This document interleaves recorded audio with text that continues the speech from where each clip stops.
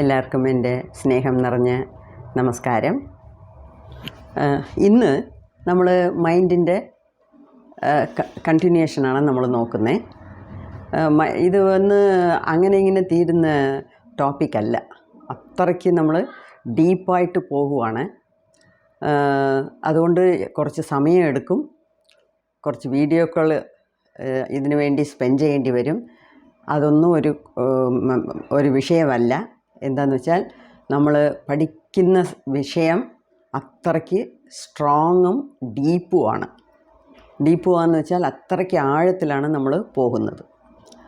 അതുകൊണ്ട് തന്നെ നമ്മൾ പയ്യെ മെല്ലെ സമയമെടുത്ത് കുറേശ്ശെ പഠിച്ച് മുന്നോട്ട് പോവുക. എല്ലാം കൂടെ ഒറ്റയടിക്ക് ഇട്ടാലേ തലയ്ക്ക് ഭ്രാന്ത് വരും. എന്നുവെച്ചാൽ ഈ വിഷയം അങ്ങനെ, നമ്മളുടെ വിഷയം അങ്ങനെ, പഠിക്കുന്ന ടോപ്പിക് അങ്ങനെ. അതുകൊണ്ടാണ് പതുക്കെ നമുക്ക് പോകാം. പിന്നെ വേറൊരു കാര്യം ഞാൻ അന്നേ പറയണമെന്ന് വിചാരിച്ചു, അത് വിട്ടുപോയി. എൻ്റെ വീഡിയോസ് കാണുന്നവർ, റെഗുലറായിട്ട് കാണുന്നവർക്കെല്ലാം എൻ്റെ സ്നേഹം നിറഞ്ഞ നന്ദിയും നമസ്കാരവും ഉണ്ട്. എന്താണെന്ന് വെച്ചാൽ നിങ്ങൾ എന്നെ വിശ്വസിച്ച് എന്തോ ഈ വത്സമ്മ പറയുന്നു, അതിലേതോ കുറച്ച് വിഷയങ്ങളുണ്ട്, എന്നാൽ പിന്നെ നമ്മളത് കേട്ടുകളയാം എന്നുള്ള എൻ്റെ പുറത്തുള്ള വിശ്വാസത്തിൽ നിങ്ങൾ കേൾക്കുന്നില്ലയോ. എനിക്കതിന് തന്നെ കോടി നന്ദിയും നമസ്കാരവും ഉണ്ട്. ഞാനൊന്നും വലിയ ആളല്ല, പിന്നെ എൻ്റെ ഗുരുക്കന്മാരൊക്കെ വലിയ ആൾക്കാരാണ്. അപ്പം അവരുടെ അടുത്തുനിന്ന് ശകലം കിട്ടിയതിൽ ഞാൻ നിങ്ങൾക്ക് കുറച്ച് പങ്കുവയ്ക്കുന്നതേ ഉള്ളൂ. ഇതിൽ ഞാൻ എന്തോ പറയാൻ വന്നു വെച്ചാൽ, ഇതിനേന്ന് ഒരു നോട്ട് ബുക്ക് വേണം, ഒരു പുതിയ നോട്ട് ബുക്ക്. ഈ പഴയത് പകുതി എഴുതിയത് അങ്ങനൊന്നും വേണ്ട. നമ്മൾ ചെയ്യുന്നത് വളരെ പവിത്രമായിട്ടുള്ള ഒരു കാര്യമാണ്. ഒരുപാട് കോടിക്കണക്കാന് ആൾക്കാർ ചെയ്യാത്ത കാര്യങ്ങളാണ് നമ്മൾ ചെയ്യുന്നത്. എന്തുവാ? നമ്മൾ മുക്തി നേടാൻ ഇറങ്ങിത്തിരിച്ചു. കോടിക്കണക്കാന് ആത്മാക്കൾ അല്ലെങ്കിൽ മനുഷ്യർ മുക്തി എന്ന് വെച്ചാൽ എന്തുവാ? അതെന്തുവാ? ആർക്ക് വേണം? അങ്ങനെയൊക്കെ പറയുന്ന ആൾക്കാരുണ്ട്. അതൊന്നും നമുക്ക് ഈ വയസ്സിലൊന്നും വേണ്ട എന്നൊക്കെ പറയുന്നവരും ഉണ്ട്. പിന്നെ അവരുടെ കർമ്മ തന്നെ, അവരുടെ നെഗറ്റീവ് കർമാക്കൾ തന്നെ അവരെ ഇതൊന്നും കേൾക്കാനേ സമ്മതിക്കത്തില്ല. എന്താ വെച്ചാൽ അവരതിന് മെച്ചുവേർഡല്ല, അതിനവർ തയ്യാറല്ല. അങ്ങനെയൊക്കെ ഒരുപാട് തടസ്സങ്ങളും വിഷയങ്ങളും അതിനകത്തുണ്ട്. അപ്പം ഇത്രയും പേര് ദിവസവും തുടർന്ന് കേൾക്കുന്നു എന്നൊക്കെ പറയുമ്പം നമ്മളെല്ലാം ദൈവം സഹായിച്ച് ഒരു സെലക്റ്റഡ് ഗ്രൂപ്പാണ്. ഓക്കെ, അതിൽ തന്നെ നമ്മൾ ഹാപ്പി ആവണം. അതുമാത്രമല്ല, ഇനിയൊരു വലിയ ഒരു കാര്യമാണ് ഞാൻ നിങ്ങളുടെ അടുത്ത് ഇപ്പോൾ ജസ്റ്റ് എനിക്ക് തോന്നി, ഈ സെക്കൻഡ് മനസ്സിൽ തോന്നിയതാണ്. ഇതൊന്നും ഞാൻ എഴുതി വെച്ചിട്ടൊന്നുമല്ല പറയുന്നത്. നമ്മളെല്ലാവരും ഇപ്പം എൻ്റെ YouTube channel Malayalam Kailas channel Malayalam subscribe ചെയ്ത് ദിവസവും തുടർന്ന് കാണുന്ന ഇത്രയും പേരും മുൻജന്മങ്ങളിൽ ഏതോ ഒരു രീതിയിൽ നമ്മൾ ലിങ്ക്ഡാണ്, കണക്റ്റഡാണ്. മനസ്സിലായോ? അതുമാത്രമല്ല, നമ്മളെല്ലാം നേരത്തെ ഇതിനു വേണ്ടി പ്രയത്നിച്ചിട്ടുണ്ട്. അല്ലെങ്കിൽ ഈ ജന്മത്ത് ഈ വാസന ഇപ്പം വരേണ്ട ആവശ്യമില്ല. അപ്പം ഈ വീഡിയോ കാണാത്തവരെല്ലാം ചീത്തയാ, അങ്ങനൊന്നുമല്ല ഞാൻ പറയുന്നത്. അതൊന്നുമല്ല ഞാൻ പറയുന്നത്. ഈ വീഡിയോ കാണണമെന്ന് തോന്നാത്തവർക്ക് ഇനി കുറച്ചുകൂടെ സമയമെടുക്കും. അപ്പം നമ്മളെല്ലാവരും ഈ മുൻജന്മങ്ങളിൽ തന്നെ നമ്മൾ ഇതിനു വേണ്ടി പ്രയത്നിച്ച് എന്തൊക്കെയോ കാട്ടിക്കൂട്ടിയിട്ടുണ്ട്. അതുകൊണ്ടാണ് സ്റ്റെപ്പ് ബൈ സ്റ്റെപ്പ് നമുക്ക് ഒരു ഇമ്പ്രൂവ്മെൻ്റ് ഉള്ളത്. ഓക്കെ, അതിലെനിക്ക് ഭയങ്കര സന്തോഷമുണ്ട്. നമ്മളെല്ലാവരും ഒന്നിച്ച് തന്നെ ഒരേ പാതയിൽ നടന്നു പോയി എങ്ങനെയെങ്കിലും മുക്തി നേടണമെന്നുള്ളതാണ്. ഓക്കെ, അപ്പം അതിനു വേണ്ടി ഒരു പുതിയ, ഞാൻ പവിത്രമായിട്ടുള്ള ഒരു കാര്യമെന്ന് പറയുന്നതിൻ്റെ അർത്ഥം ഇതാണ്. എത്രയോ ജന്മങ്ങളായിട്ട് നമ്മളും ശ്രമിച്ചാണ് ഈ ജന്മത്ത് ഈ മനുഷ്യജന്മം എടുത്ത് നമുക്കൊരു സ്മാർട്ട് ഫോണുണ്ട്, നമുക്കതിനെ കൈകാര്യം ചെയ്യാൻ അറിയാം, അതിലൊരു കൈലാഷ് ചാനൽ എന്നൊന്നുണ്ട്, അതിനെ കുത്തി നോക്കി നമുക്ക് അത് കാണാനും എത്രയോ പേര് അതിനെക്കുറിച്ച് കമൻസ് എഴുതാനും അതിനുള്ള സമയം ചെലവിടാനും അതെല്ലാം നമുക്ക് കിട്ടിയ ഒരു ഗിഫ്റ്റാണ്. എത്രയോ പേരുടെ കയ്യിൽ സ്മാർട്ട് ഫോൺ പോലും ഇല്ല. ഓക്കെ, അങ്ങനെയൊക്കെ ഉള്ളപ്പം ഇത് ഒരു പവിത്രമായിട്ടുള്ള കാര്യമാണ്. അപ്പോൾ അതിനെക്കുറിച്ച് നമ്മൾ ചർച്ച ചെയ്യുമ്പം അല്ലെങ്കിൽ ചിന്തിക്കുമ്പം അല്ലെങ്കിൽ അതിനെക്കുറിച്ച് കേൾക്കുമ്പം ഒരു പുതിയ നോട്ട്ബുക്ക് വാങ്ങിച്ച് അതിൽ കൈലാഷ് ചാനൽ മലയാളം എന്നിട്ട് വീഡിയോ 1 ഏതെങ്കിലും പോയിൻ്റ് ഉണ്ടെങ്കിൽ എഴുതുക അല്ലെങ്കിൽ വിട്ടേക്കുക, വീഡിയോ 2 ഏതെങ്കിലും ഓർക്കാനുണ്ടെങ്കിൽ എഴുതുക അല്ലെങ്കിൽ വിട്ടേക്കുക, വീഡിയോ 3 അങ്ങനെ ഏതെങ്കിലുമൊക്കെ ഓർക്കാനുള്ളതൊക്കെ നോട്ട് ചെയ്ത് വയ്ക്കുക. പിന്നെ വേറൊരു കാര്യം ഞാൻ പറയാൻ ആഗ്രഹിക്കുന്നത്, എനിക്ക് എല്ലാ ശ്ലോകങ്ങളും മലയാളത്തിലിടണം, ടൈറ്റിൽ സഹിതം, ഡിസ്ക്രിപ്ഷൻ സഹിതം, ടാഗ് സഹിതം മലയാളത്തിലിടണമെന്നാണ് എൻ്റെ ആഗ്രഹം. മലയാള ചാനലിൽ മലയാളത്തിൽ വേണം എന്നുവെച്ചാൽ എല്ലാവർക്കും ഇംഗ്ലീഷ് അറിയണമെന്ന് ഒരു നിർബന്ധവും ഇല്ല. നമ്മളിൽ ഒട്ടുമൊത്തം ആൾക്കാരും മലയാളം മീഡിയത്തിലായിരിക്കും പഠിച്ചത്. എന്നുവെച്ചാൽ നമ്മുടെ ജനറേഷൻ, ഇപ്പോഴത്തെ ഉള്ള ജനറേഷൻ, ഇളയ തലമുറ വേറെ, അവർ ഇംഗ്ലീഷ് മീഡിയത്തിലായിരിക്കും പഠിക്കുന്നത്. അപ്പോൾ മലയാളം അവർക്കൊരു വിഷയമാണ്. പക്ഷേ നമ്മളുടെ പ്രായക്കാർ എല്ലാ വിഷയവും മലയാളത്തിലായിരിക്കും പഠിച്ചിട്ടുള്ളത്. അപ്പം എല്ലാം ഇംഗ്ലീഷിലിപ്പം പഠിച്ച് മനസ്സിലാക്കണമെന്ന് പറയുന്നത് കുറച്ച് ബുദ്ധിമുട്ടാണ്. അപ്പം നിങ്ങൾ കുറിപ്പെടുത്ത് വയ്ക്കുക. ചില വാക്കുകൾ ഞാൻ ഇംഗ്ലീഷിൽ പറയുമ്പം ഇംഗ്ലീഷിൽ തന്നെ എഴുതുക. അപ്പോൾ എനിക്കും ഇതെല്ലാം മലയാളത്തിൽ എഴുതി തരണമെന്നുണ്ട്. കുറച്ച് സഹിക്കുക. ഞാൻ ഒരു പെൺകുട്ടിയെ തേടിക്കൊണ്ടിരിക്കുവാണ്. അതായത് ഇതെല്ലാം എനിക്ക് പടപടപടയെന്ന് ടൈപ്പ് ചെയ്താൽ ഞാൻ വീഡിയോ 1 തൊട്ട് മാറ്റും. നമുക്ക് എപ്പം വേണമെങ്കിലും എഡിറ്റ് ചെയ്യാൻ പറ്റും. പബ്ലിഷ്ഡ് വീഡിയോസ് വേണമെങ്കിലും എഡിറ്റ് ചെയ്യാം. അപ്പം പടപടയെന്ന് ഞാൻ എല്ലാ ശ്ലോകവും ഞാൻ മലയാളത്തിൽ തന്നെ എഴുതി തരാം. ഓക്കെ, ശ്ലോകത്തിന് മാത്രം കുറച്ച് വെയിറ്റ് ചെയ്യുക. ബാക്കി കാര്യങ്ങൾ നിങ്ങളാലായത് നിങ്ങൾക്ക് എന്തൊക്കെ പോയിൻറ്റ്സ് എടുക്കാൻ പറ്റുമോ അതൊക്കെ എടുത്ത് എഴുതി വയ്ക്കുക. ചുമ്മാ ഇരിക്കുമ്പോൾ അത് കുറച്ചൊന്ന് നോക്കുക. ഓക്കെ, ആദ്യം വീഡിയോ ഒറ്റയടിക്കൊന്ന് കേൾക്കുക നോർമൽ സ്പീഡിൽ, പിന്നെ കുറച്ച് സ്ലോ സ്പീഡിൽ സമയം കിട്ടുമ്പം സമാധാനമായിട്ട് ഒരു സ്ഥലത്ത് ഇതുപോലെ ഞാൻ ഇഷ്ടം പോലെ ഡയറി വെച്ചിട്ടുണ്ട്. ഇഷ്ടം പോലെ ഒരു 10-20 ഡയറിയിൽ എൻ്റെ ഗുരുക്കന്മാർ പറഞ്ഞതെല്ലാം ഞാൻ എഴുതി വെച്ചിട്ടുണ്ട്. അത് ചുമ്മാ ഇരിക്കുമ്പം അങ്ങനെ എടുത്ത് നോക്കും. അതുപോലെ ഒരു നല്ല ഡയറി അല്ലെങ്കിൽ നല്ല നോട്ട്ബുക്ക്, ഒരു 200 പേജസിൻ്റെ നല്ല ക്വാളിറ്റി നോട്ട്ബുക്ക് വാങ്ങിച്ച്, എന്ന് വെച്ചാൽ ഇത് നമുക്ക് മരിക്കുന്നവരെ നമ്മളുടെ കൂടെ വേണം. നമ്മൾ മരിച്ച പിന്നീട് നമ്മുടെ സന്തതികൾക്ക് വിട്ടിട്ട് പോകണം, കൊടുത്തിട്ട് പോകണം.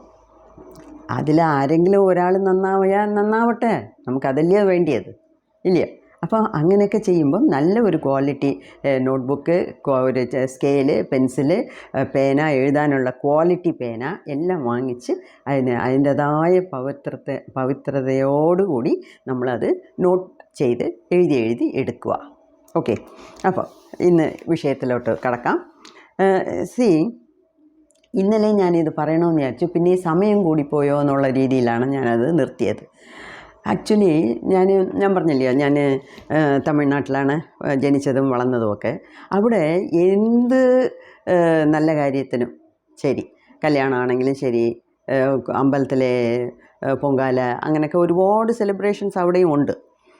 അതിനെല്ലാം ഭയങ്കര ശബ്ദത്തിൽ ഈ ലൗഡ് സ്പീക്കറിലാണ് സിനിമാ പാട്ടുകൾ ഇടുന്നത്. അവിടെ ആകുമ്പോൾ 2 നടന്മാരേ ഉള്ളൂ വലുതായിട്ട്, ഒന്ന് MGR, ഇനിയൊന്ന് ശിവാജി ഗണേശൻ. അപ്പോൾ ഈ MGRയുടെ പാട്ടൊക്കെ ഇടുമ്പം അതിൽ ഓരോ വാക്കിലും ഒരുപാട് അർത്ഥങ്ങളുണ്ട്. അപ്പം ഈ സിനിമയ്ക്കൊന്നും ഞങ്ങളെ ഒന്നും കൊണ്ടുപോകത്തില്ല, ഞങ്ങളുടെ അമ്മയും അച്ഛനും പോകത്തുമില്ല, ഞങ്ങളാരും അങ്ങനെയൊന്നും സിനിമയ്ക്കൊന്നും പോകത്തേ ഇല്ല. എന്നാൽ ഈ പാട്ട് കേട്ട് കേട്ട് കേട്ട് എൻ്റെ മനസ്സിനകത്ത് അങ്ങ് കയറി ചെന്നിട്ടുണ്ട്. ഞാനപ്പോൾ ആലോചിക്കും, ഞാനൊരു 3 വാക്ക്, 4 വാക്യം ഞാൻ പാടത്തില്ല, ഞാൻ പറഞ്ഞു കാണിക്കാം. ഞാൻ കൊച്ചിലേ ഇത് ആലോചിക്കും, ഇതെന്തുകൊണ്ടാണ് ഇങ്ങനെ പറയുന്നത് എന്ന് ഞാൻ ആലോചിക്കും. അങ്ങനെ ഒരുപാട് നമ്മളെ ചിന്തിക്കാൻ വയ്ക്കുന്ന വാക്കുകളാണ് MGRയുടെയും ശിവാജിയുടെയും പാട്ടിലുള്ളത്. അത് കൂടുതലും MGRയുടെ പാട്ടിലുണ്ട്. ഓക്കെ, അതിലാണ് ഒരു പാട്ട്, കൺപോന പോക്കിലേ കാൽ പോകലാമാ, കാൽ പോന പോക്കിലേ മനം പോകലാമാ, മനം പോന പോക്കിലേ മനുഷ്യൻ പോകലാമാ, മനുഷ്യൻ പോന പാതയെ മറന്നു പോകലാമാ എന്നൊരു പാട്ട്. അവരൊക്കെ നല്ല രീതിയിൽ പാടിയതാണ്. അപ്പോൾ ഇത് ഞാൻ ഇങ്ങനെ ആലോചിക്കും, ഇതെന്തുവാ കൺപോന പോക്കിലേ, കണ്ണ് എവിടുന്ന് പോകുന്നു. കൊച്ചായിരുന്നപ്പം ഒന്നും മനസ്സിലായില്ല. അപ്പോൾ ഇപ്പോൾ അതെല്ലാം മനസ്സിലാവുന്നുണ്ട്, പിടികിട്ടുന്നുണ്ട്. കൺപോന പോക്കിലേ കാൽ പോകലാമെന്ന് വെച്ചാൽ ഇപ്പം നമുക്കൊരു സ്ഥലത്ത് പോകണം. നമ്മൾ ഒരു പാതയിൽ കൂടെ പോന്നു. അപ്പം ഒരു സ്ഥലം പോകുമ്പോൾ രണ്ടായിട്ട് തിരിയുന്നു. വലത്തെ വശത്തെ ഒരു റോഡ്, ഇടത്തെ വശത്തെ ഒരു റോഡ്, രണ്ടും കാണുന്നു. എന്നാൽ നമുക്ക് ഇവിടെ കൂടെ പോകാം, ഇവിടെ നല്ലതായിരിക്കുന്നില്ല, ഇവിടെ നല്ല തണലുണ്ട്, എന്നാൽ ഇവിടെ കൂടെ പോകുക. പിന്നെ ഒന്നും അവിടെ കാണുന്നില്ല, എന്നാൽ പിന്നെ തിരിച്ചു വരിക, പിന്നെ ഇങ്ങോട്ട് പോവുക. ഇങ്ങനെ കണ്ണിന് ഇഷ്ടപ്പെട്ട പാതയിൽ കൂടെ ഞാൻ പോകത്തുള്ളൂ എന്ന് പറഞ്ഞാൽ, കാല് നടക്കത്തുള്ളൂ എന്ന് പറഞ്ഞാൽ നമ്മൾ എവിടെയെങ്കിലും എത്തിച്ചേരുവോ? നമ്മൾ എത്തേണ്ട സ്ഥലത്ത് എത്തിച്ചേരുവോ? ചേരത്തില്ല. പിന്നെ കാൽ പോന പോക്കിലെ മനം പോകലാമ, കാല് നടക്കുന്നു, അതിൻ്റെ പിന്നാലെ നമ്മുടെ മനസ്സും പോകരുത്. നമ്മുടെ മനസ്സുകൊണ്ട് നമ്മൾ ചിന്തിക്കണം, എവിടാ പോകുന്നത്? നമ്മൾ തന്നെ നമ്മളെ ചോദ്യം ചോദിക്കണം. നീ പാട്ടിനിങ്ങനെ നടന്നു പോയാൽ നമുക്ക് പോയി ചേരേണ്ട സ്ഥലം അവിടെ. നീ പാട്ടിനിങ്ങനെ അങ്ങോട്ടും ഇങ്ങോട്ടും സിഗ്സാഗായിട്ട് അങ്ങോട്ടും ഇങ്ങോട്ടും നടന്നുകൊണ്ട് പോയാൽ തേരപ്പാര നടന്നുകൊണ്ടിരുന്ന എന്തോ അർത്ഥം? എവിടാ പോകേണ്ടത്? എങ്ങോട്ടാണ് പോകേണ്ടത്? അങ്ങനെ നമ്മൾ ചോദ്യം ചോദിക്കണം. നമ്മുടെ മനസ്സ് കാല് പോകുന്ന പോക്കിൽ പോകരുത്. അതേപോലെ മനസ്സ് പോയ പോക്കിൽ, ശരി, മനസ്സ് പോകുന്ന പോക്കിലേ മനുഷ്യൻ പോകലാമ. മനസ്സ് പോകുന്ന പോക്കെന്ന് വെച്ചാൽ എന്തോ അർത്ഥം? മനസ്സ് എവിടേക്കോ പോകും, അവിടെയൊക്കെ നമുക്ക് പോകാനൊക്കെ നടക്കാത്ത കാര്യം. അപ്പം മനം പോന പോക്കിൽ മനുഷ്യൻ പോകലാമ, പോകാനൊക്കത്തില്ല, ഒക്കത്തേയില്ല, പോകരുത്. പിന്നെ മനിതൻ പോന പാതയെ മറന്നു പോകലാമ, അതായത് നമ്മൾ ഇതുവരെ നടന്നു വന്ന പാതയെ മറന്നു പോകരുത്. അതായത് ഇത്രയും നാൾ നമ്മൾ എങ്ങനെ കഷ്ടപ്പെട്ടു, എത്രയൊക്കെ നല്ലത് അനുഭവിച്ചു, എത്രയൊക്കെ ചീത്ത അനുഭവിച്ചു, എന്തൊക്കെ പാഠങ്ങൾ പഠിച്ചു എന്നുള്ളത് നമ്മൾ മറക്കാൻ പാടില്ല. അപ്പം എത്ര അർത്ഥമുള്ള ഒരു പാട്ടാണ് ഇത്. അപ്പം ഇപ്പം നമ്മൾ മനസ്സിനെ കുറിച്ച് പഠിച്ചപ്പം എനിക്ക് ടക്കുന്നത് ഓർമ്മ വന്നു. ഉള്ളിൻ്റെ ഉള്ളിൽ കിടന്നതാണ്, പെട്ടെന്ന് അത് ഓർമ്മ വന്നു. അപ്പം ഞാൻ വിചാരിച്ചു, ശരി, ഇതും കൂടെ നമുക്ക് ഷെയർ ചെയ്യാം. അതിനെന്താ, ആര് പാടിയ പാട്ടാണെങ്കിലും ശരി, ഏതിലൊക്കെ അർത്ഥമുണ്ടോ അതൊക്കെ നമുക്ക് എടുക്കണം. അതാണ്. ഓക്കെ, ശരി. ഇന്നത്തെ ടോപ്പിക് എന്ന് പറയുന്നത് 2 വിലപ്പെട്ട ചോദ്യങ്ങളാണ്. 2 വിലപ്പെട്ട ചോദ്യങ്ങൾ. ഒന്ന്, ഫസ്റ്റ് ചോദ്യം, ഒരാളുണ്ട്, അയാളുടെ മനസ്സുണ്ട്. നമ്മൾ 2നെ 2ആയിട്ടാണ് ഇപ്പം നമ്മൾ എടുക്കുന്നത്. എന്താ വെച്ചാൽ ഒന്നിനെ തന്നെ എടുത്ത് പിച്ചി കീറി അനലൈസ് ചെയ്താണ് നമ്മൾ അതിനെ പഠിക്കാൻ പോകുന്നത്. ഓക്കെ, അതിനെ പഠിക്കണം. ഞാൻ പറഞ്ഞില്ലേ, മനസ്സിനെ പഠിക്കണമെന്നുണ്ടെങ്കിൽ ആദ്യം മനസ്സിനെ പിച്ചി കീറി നോക്കി അതിനെക്കുറിച്ച് എല്ലാം പഠിച്ച് അതിനെ കടന്ന് അതിനെയും കവിഞ്ഞ് അങ്ങോട്ടുള്ള സ്ഥലത്ത് പോകുമ്പോഴേ ഇതിനെ കുറിച്ചുള്ള നല്ല ഒരു ഗ്രാഹ്യം നമുക്ക് കിട്ടത്തുള്ളൂ, അല്ലയോ? അപ്പം അതുകൊണ്ടാണ് മനസ്സ് മനുഷ്യൻ്റെ ഉള്ളിലാണ്, ഇല്ലെന്നല്ല. പക്ഷേ നമ്മൾ 2ആയിട്ട് പിരിച്ച് നോക്കുന്നു. മനുഷ്യനുണ്ട്, മനസ്സുണ്ട്. ഇതിൽ 2 പാർട്ടുണ്ട്. ഒന്ന്, ഇതിൽ ആരാണ് മാസ്റ്റർ, ആരാണ് യജമാനൻ, ആരാണ് സെർവൻറ്റ്, ആരാണ് ജോലിക്കാരൻ.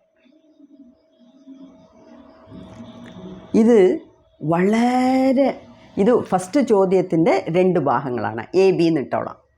ഓക്കെ, അപ്പം ആരാണ് യജമാനൻ, ആരാണ് ജോലിക്കാരൻ, സെർവൻറ്റ്. 2 യജമാനന്മാരും ഒന്നിച്ചിരിക്കാൻ ഒക്കത്തില്ല. 2 സർവൻസും ഒന്നിച്ചിരുന്നിട്ട് കാര്യമില്ല. എപ്പോഴും ഒരു സർവൻറ്റിനെ വഴി നടത്തണമെങ്കിൽ ഒരു യജമാനൻ വേണം. അപ്പം ഇതിൽ ആരാണ് സർവൻറ്റ്, ആരാണ് യജമാനൻ? ഇതിൽ ഇപ്പം നമ്മളാണ്, അതായത് ആ മനുഷ്യനാണ് യജമാനൻ എന്നുണ്ടെങ്കിൽ അതിൻ്റെ അർത്ഥം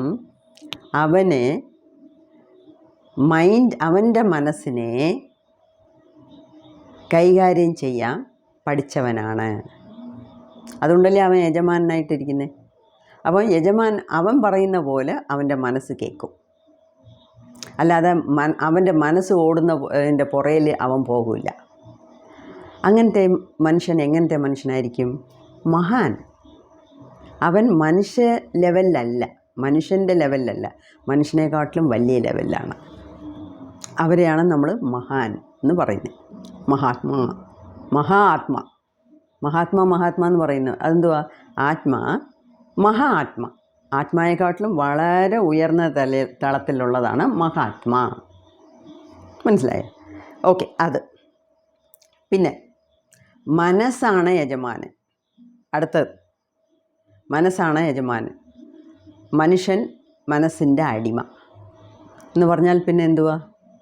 അവൻ മനുഷ്യനെക്കാട്ടിലും തരം താഴ്ന്നവനാണ്. അവൻ കാണാനും എല്ലാത്തിനും മനുഷ്യനാണ്, പക്ഷേ അവൻ മനസ്സുകൊണ്ട് മനുഷ്യൻ്റെ ലെവലിനെക്കാട്ടിലും താഴെയാണ്. അതിനാണ് ഈ ബോധയ്ക്ക് അടിമയാകുന്നത്, കുടി, സിഗരറ്റ് വലി, അല്ലാതെയും ഒരുപാട്. നമ്മളെപ്പോൾ നോക്കിയാലും ഈ 3 കാര്യങ്ങളെ പറയത്തുള്ളൂ. പെണ്ണുങ്ങൾക്കും ഇഷ്ടംപോലെ ഇതുപോലെ അടിമത്തനമുണ്ട്. അടിമത്തനം എന്ന് വെച്ചാൽ എന്തുവാ? പല കാര്യത്തിലും അവർക്ക് വീക്ക്നെസ് ഉണ്ട്. ചിലർക്ക് സാരിയിലായിരിക്കും, ചിലർക്ക് പൂവിലായിരിക്കും, ചിലർക്ക് സംസാരത്തിലായിരിക്കും, ചിലർക്ക് ചാപ്പാട്ടിലായിരിക്കും. അങ്ങനെ എല്ലാവർക്കും അവരവരുടേതായ ഇഷ്ടം അനിഷ്ടമുണ്ട്. പക്ഷേ ഇത് ഞാൻ പറയുന്നത് സാധാരണ ഇഷ്ടം അനിഷ്ടമല്ല, അങ്ങേ അറ്റത്തെ ഇഷ്ടാനിഷ്ടം. അങ്ങനെയുള്ളപ്പം നമ്മൾ പറയുന്ന പോലെ മനസ്സ് കേൾക്കത്തില്ല. മനസ്സ് പറയുന്ന പോക്കിന് പോകും. ഞാൻ ഒരു ചെറിയ എക്സാമ്പിൾ പറയാം. ഇപ്പം ഒരാളിന് ഈ കുടിക്കുന്നതും അത് ഇതുമൊക്കെ കളയണം, അത് എല്ലാവർക്കും അറിയാം. ഒരു ജിലേബി കഴിക്കാൻ വലിയ ഇഷ്ടമാണ്. ഞാൻ ഇന്ന് ജിലേബി കഴിച്ചിരിക്കും. ജിലേബി എന്ന് തോന്നിയാൽ അവന് ജിലേബി വേണം, കഴിച്ചിരിക്കണം.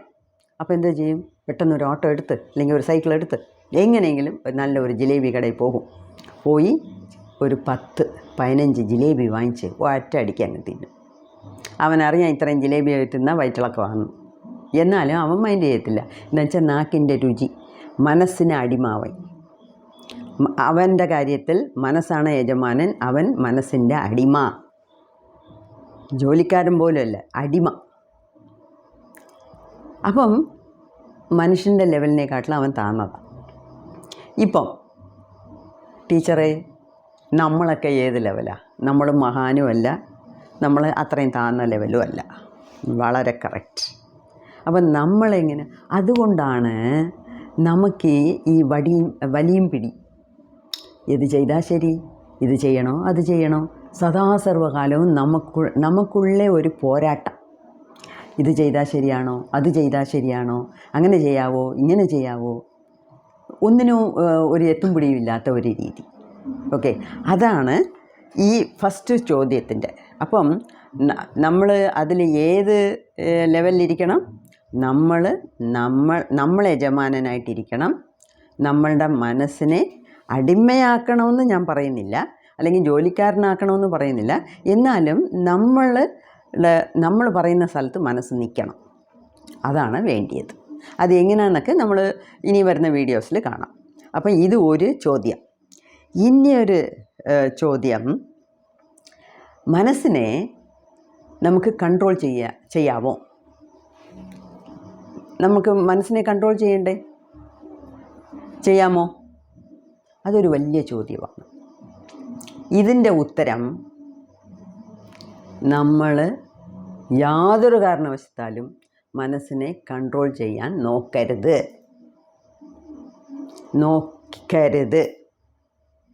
എന്താണെന്ന് വെച്ചാൽ ശകലം മനസ്സിനെ നമ്മൾ കൺട്രോൾ ചെയ്താൽ അത് ഡബിളായിട്ട് തിരിച്ചടിക്കും നമ്മളെ.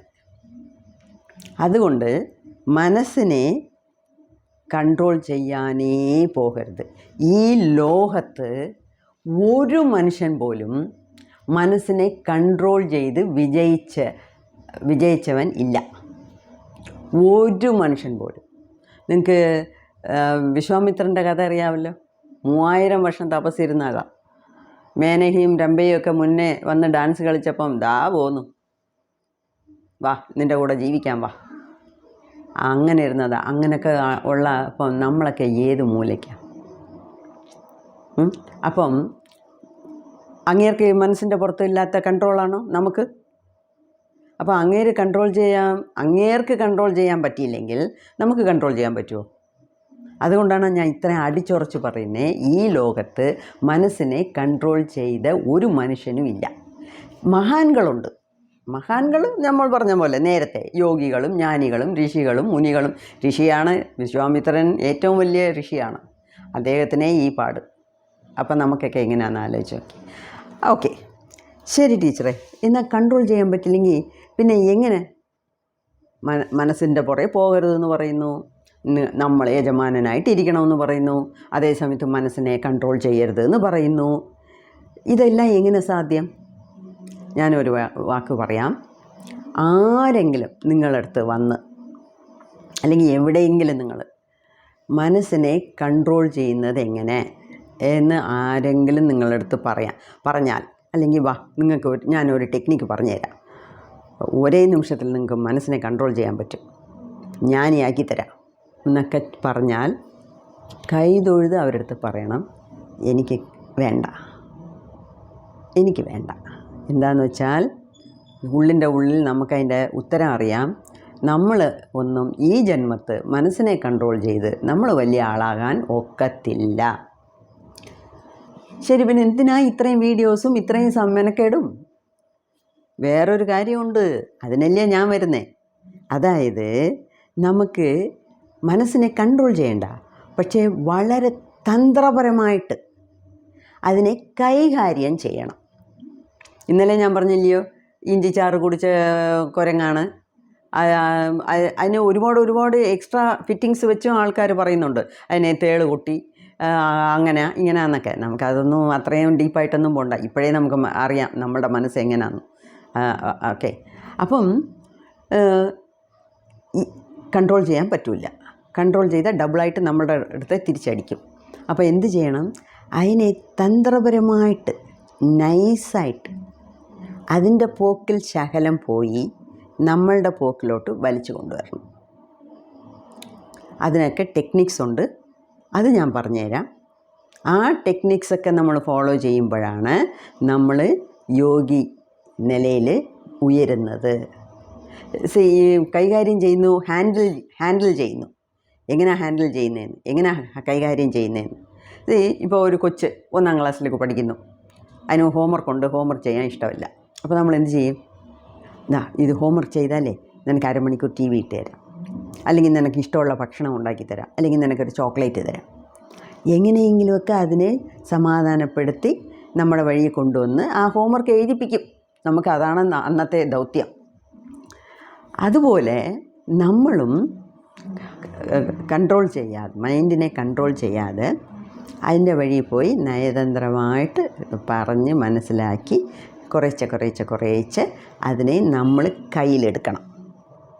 ഓക്കെ, അതിന് ഒരുപാട് അതിന് മെയിനായിട്ട് 1-2 ടെക്നിക്സേ ഉള്ളൂ. അത് നമുക്ക് പതുക്കെ പറയാം.